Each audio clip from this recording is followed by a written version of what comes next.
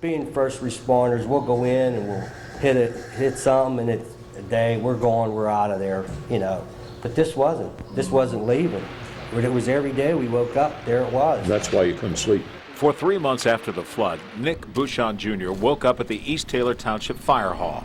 We sat down with the former chief, his assistant Don Doc Dawson, and Nick Sr., the Civil Defense Director.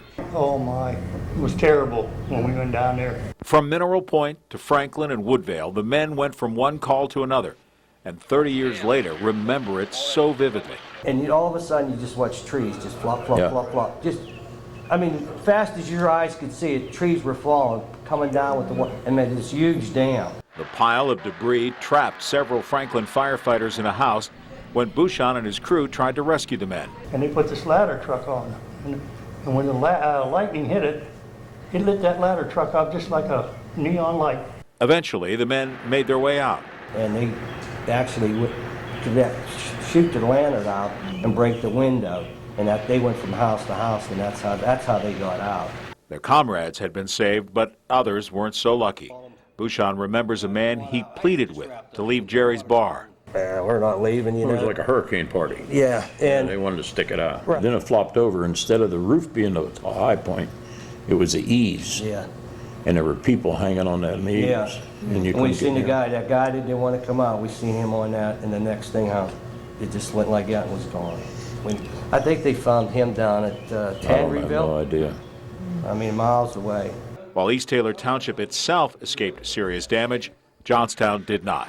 But almost all the guys came, no matter what condition their houses was, you know, once they knew their families were safe. Mike Savanek joined the department a month and a half before the flood hit.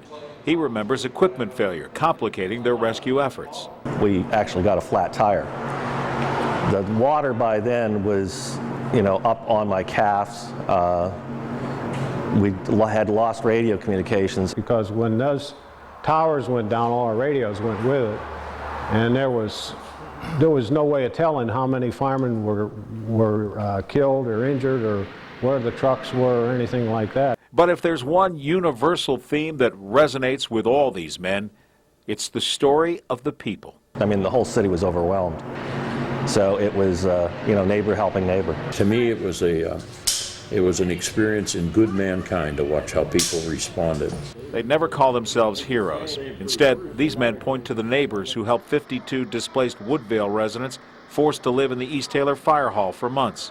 We had a pregnant lady, which we took to minors. She went into labor. We had one struck by a car. We had some ladies who were just joined our fire company. Donna and then Sarah Jane, she joined. They were both nurses, and they spent days here taking care of people. I mean, giving people shots. They made sure we all had tetanus shots. Well, and Rosebud Inn, Right. they're famous for their steaks. We were feeding the people. I remember in the beginning, sirloin steaks, shrimp, you know, and then we got down to. We couldn't wait till supper time, Yeah. could we? They're small things, but they're the stories that picked this little town up and got it back on its feet. As far as me and the chief, I can never forget the help, the way the people were.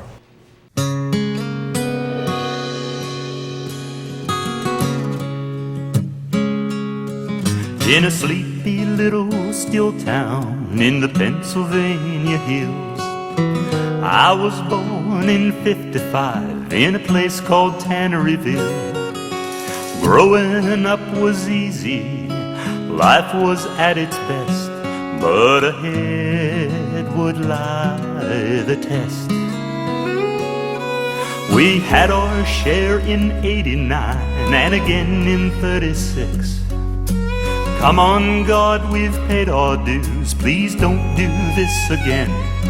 But in July of '77, the rains came pouring down, and it filled our sleeping little town. And it filled our sleeping little town. It washed away our homes, and it took away our life. It caused a lot of suffering, a lot of pain and strife. But there was a force much greater than the raging water tide. It was called the Johnstown Pride. It was called the Johnstown Pride. It was called the Johnstown Pride.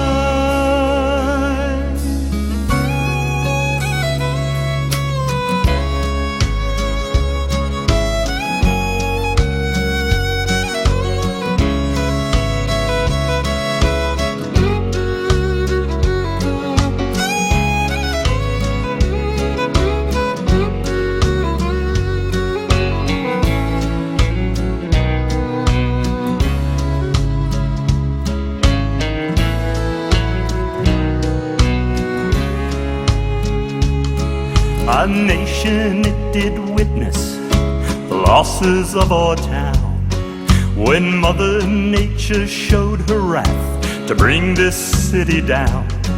But the courage deep within us could not be washed away. Our town is forever here to stay. Our town is forever here to stay. The Johnstown Heritage Festival we celebrate, the character within the folks who made this city great. Just look around, take notice who is standing by your side. You can feel the Johnstown pride.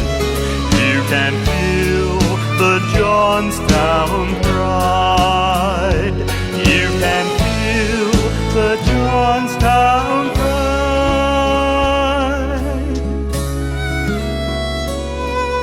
In a sleepy little still town in the Pennsylvania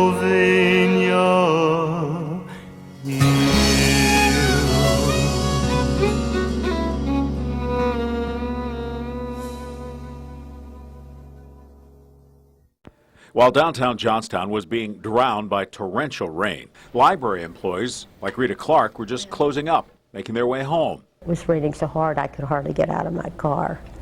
And that's when the real trouble started. The two-story building may have been spared the brunt of the storm had it not been for a runaway car. And this car had come through the window, and that's why so much water came into the library. The library was flooded, and all the books were floating down the river or down the street and so on. It was nearly a week before anyone could get into the library, and when they did, there was little on the first floor that could be salvaged. The regular collection was all stacked over this whole area was regular collection and references over here. And we lost all the reference books. And like I said, back in the other room was the Pennsylvania room. And practically everything from the Pennsylvania room was lost. 5.5 feet of water had left behind a jumbled mess. A bulldozer was brought in. They took the front doors off of the library, and the bulldozer came in and just pushed everything, mud, furniture, books, and everything outside. We lost about $54,000, and that was supposed to be 90% of the collection, because just the top shelf was saved. But saving even those books proved a challenge. People from the first floor formed a chain going up the stairs because the elevators weren't working, and they passed the books up to us on the second floor. When the final numbers were assessed, the library suffered $1.1 million in damage, with $800,000 of that coming at the cost of books. We asked people to donate books to us to start filling the gaps. It took the library a full 6 years to recover. Even then, some books were lost forever. But then there were a lot of Johnstown items, which we could never replace. With FEMA money, the library built a third floor, allowing the majority of their collection to be moved off the first and most vulnerable floor. Today, large prints replace stacks. Computer terminals stand where the adult collection once was. And DVDs take the place of reference books. But thanks to the dedication of so many, the library may have been washed up, but it was never washed out. With her bright smile and hearty laugh, Betty Thomas has a special love for life and a hard-to-miss spirit of perseverance. I guess I'm pretty tough because I really don't sit around and feel sorry for myself. It would have been easy for this great-grandmother of 3 to do just that. Never did find that child. Along with her 3-month-old great-nephew, her husband's brother and sister, their spouses, and several nieces and nephews were killed when the Laurel Run Dam let loose. Betty and Cliff and their 2 young granddaughters visiting from New York barely escaped the floodwaters themselves. We hadn't even gone that far when we heard all that crashing.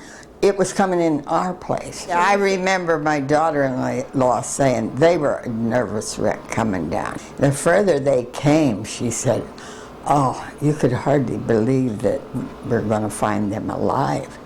Little did I know we were very close to being in the house when that water hit. When the water receded, that's when they first realized half their family was gone. I think if God didn't put you in shock, you couldn't handle it. Volunteers helped the Thomases rebuild in Tanneryville, but within 2 years they moved to Westmont, attempting to move on. There was nobody up here to talk to you about it every day, which they did to him every blessed day. They'd lost so much themselves, but Betty says the flood had shown them an opportunity to pay it forward. Armed with a unique understanding, the couple volunteered to help flood and tornado victims in Brady's Bend and Tionesta. And she said, oh, we can do it ourselves. I said, you can't do it yourself. I said, and I'll tell you what, we will clean in here. But when you went to the flooded places, the smell, oh dear. The smell is not, it's not like toilets or anything like that. It's just a flood smell. And you never get over that. They also spent time in Hindman and Brownsville, working side by side with the Amish and Mennonites. And we set up the clothing thing in their church basement, which is a job. And after all they'd been through, Betty says she's learned a most inspiring, profound lesson.